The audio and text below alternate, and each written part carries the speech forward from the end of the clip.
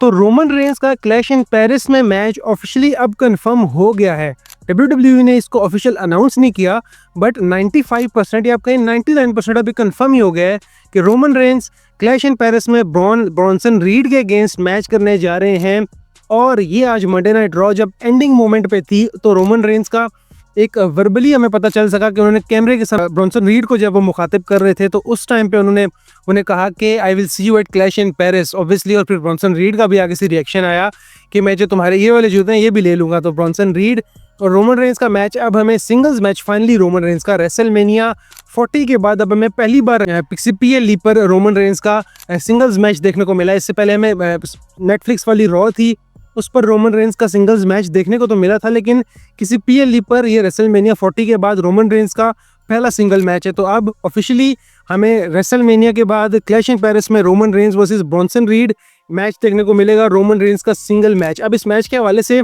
Expectations काफ़ी high हैं, काफ़ी अच्छा बिल्ड भी है इस मैच का, क्योंकि कंसीडरिंग कि किस तरह ब्रॉन्सन रीड ने रोमन रेंस पर अटैक किया, किस तरह ब्रॉन्सन रीड ने रोमन रेंस के जूते चुराए पिछले 2 दफ़ा। और ब्रॉन्सन रीड के पास अब 2 पेयर्स हैं जूतों के रोमन रेंस के, और उन्होंने कहा है कि वो रोमन रेंस ने जो अभी जूते पहने हुए थे मंडे नाइट रॉ पर ये भी वो रोमन रेंस से ले लेंगे। तो काफ़ी इंटरेस्टिंग स्टोरी लाइन के हिसाब से मैच है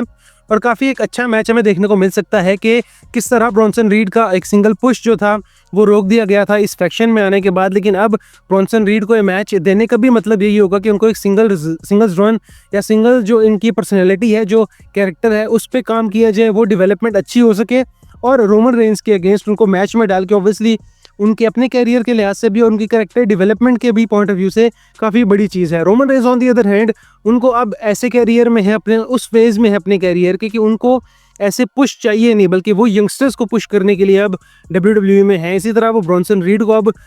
पुश करेंगे क्लैश इन पेरिस में। मोस्ट प्रोबेबली हमें लगता ही है कि ब्रॉन्सन रीड ये मैच जीत जाएंगे क्लैश इन पेरिस में, रोमन रेंस को वो हरा देंगे, क्योंकि रोमन रेंस और WWE अब यही चाहती हैं कि रोमन रेंस सेथ रॉलिंस अब यंगस्टर्स को प्रमोट करने और उनको पुश करने के लिए ही यूज़ किए जाएं। ऑल्दो सेथ रॉलिंस अभी वर्ल्ड हैवीवेट चैंपियन है, बट रोमन रेंस जो है अब उनका मकसद या WWE का मकसद उनको यूज़ करना है एज अ यंगस्टर को पुश करने के लिए, WWE के यंग सुपरस्टार्स जो हैं उनको मज़ीद एलिवेट करने के लिए। तो हमें देखने को मिल सकता है कि Bronson read clash in Paris पे रोमन रेंस को हरा दें और उनको मजीद पुश मिले। ऑब्वियसली अगर वो रोमन रेंस को हराते हैं, रोमन रेंस जो बिगेस्ट सुपरस्टार हैं अभी WWE में और बिगेस्ट अट्रैक्शन है, हर लिहाज से वो बड़े सुपरस्टार हैं, फेस ऑफ द कंपनी भी वही हैं, तो उनको अगर ब्रॉन्सन रीड हराते हैं तो ब्रॉन्सन रीड का जो अपना WWE कैरियर है वो कितना ऊपर जाएगा, ये बहुत ही ज़्यादा कमाल बात होगी उनके कैरियर के लिए। तो at Clash in Paris Roman Reigns versus Bronson Reed lock हो चुका है। नेक्स्ट वीक या आने वाले कुछ दिनों में WWE अपने सोशल मीडिया पर ऑफिशियली अनाउंस कर देगी, पोस्टर रिलीज कर देगी रोमन रेंस और ब्रॉन्सन रीड का। तो ये काफ़ी अच्छी बात है कि रोमन रेंस को सिंगल्स मैच मिल रहा है और ब्रॉन्सन रीड के हवाले से भी काफ़ी अच्छी बात है कि उनका सिंगल रन जो है, उनको सिंगल कैरेक्टर डेवलपमेंट का मजीद मौका मिल रहा है। लास्ट टाइम हमने देखा था कि सेथ रॉलिंस पर किस तरह उन्होंने सुनामी के अटैक किए थे, फिर उसके बाद हमें सेथ रॉलिंस और ब्रॉन्सन रीड का मैच भी देखने को मिला था क्राउन जूल में। तो अब जो है Roman Reigns versus Bronson read match set हो चुका है और ये 100% हमें देखने को मिलेगा क्लैश इन पेरिस में। बात करते हैं आगे चल के वीडियो में क्रिस जेरिको के हवाले से। क्रिस जेरिको जो कि एक बहुत बड़ा नाम है WWE का और अब AEW का, और बहुत ही कमाल और लेजेंडरी सुपरस्टार हैं WWE के भी और अब AEW के। तो क्रिस जेरिको का जो कॉन्ट्रैक्ट है AEW के साथ वो एक्सपायर होगा दिसंबर 2025 में, और ऑब्वियसली इस साल के एंड में उनका कॉन्ट्रैक्ट एक्सपायर हो रहा है। तो अब काफ़ी न्यूज़ ऐसी चल रही थी, काफ़ी सर्कुलेशंस थी सोशल मीडिया पर, स्पेकुलेशंस थी इस न्यूज़ के हवाले से कि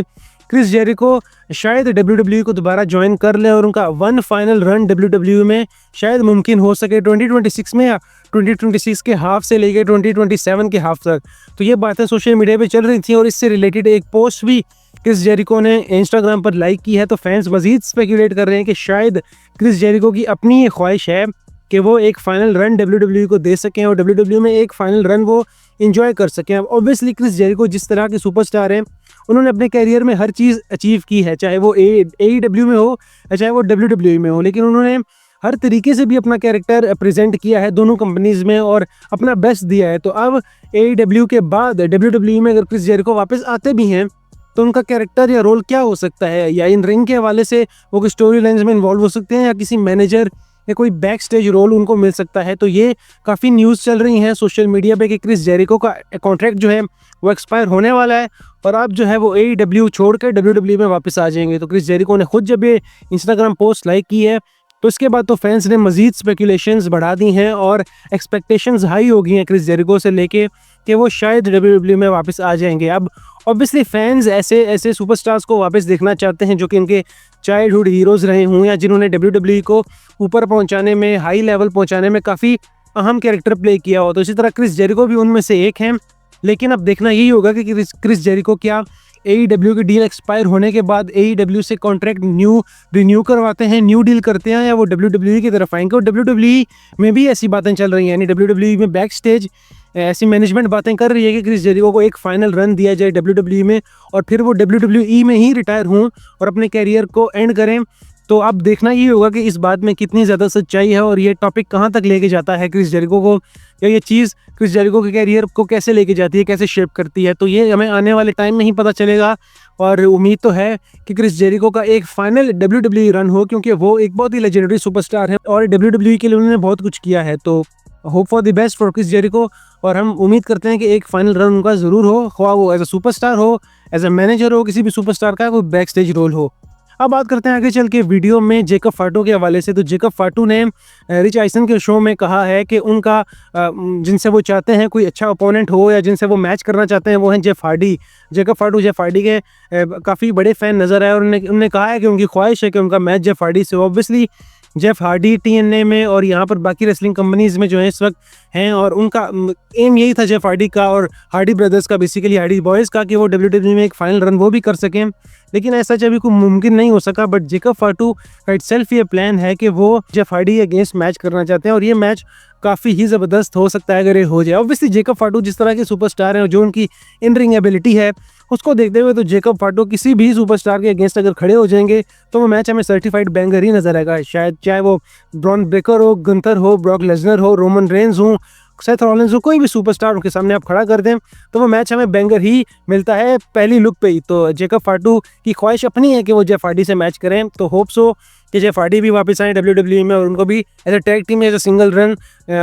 करने का मौका मिले और फिर उसके बाद वो रिटायर हों। तो ये थी आज की वीडियो। अगर आप लोगों को आज की वीडियो पसंद आई है तो वीडियो को लाइक करें, कमेंट करें, चैनल को ज़रूर सब्सक्राइब करें और शॉर्ट्स भी विजिट करें, लॉन्ग वीडियोस भी विजिट करें और इस चैनल को, वीडियोस को अपने रेसलिंग फ्रेंड्स तक भी ज़रूर पहुंचाएं। और कमेंट सेक्शन में ये ज़रूर बताइएगा कि क्या रोमन रेंज का ब्रॉन्सन रीड के साथ मैच होना क्लैश इन पेरिस में एक सही फैसला है या नहीं। अगर सही फैसला है तो किस वजह से, और अगर सही फैसला नहीं है तो रोमन रेंज का क्लैश इन पेरिस में किस अपोनेंट के साथ मैच होना चाहिए था। कमेंट सेक्शन में अपनी राय का इजहार ज़रूर कीजिएगा और इस वीडियो को देखने का आपको बहुत बहुत शुक्रिया।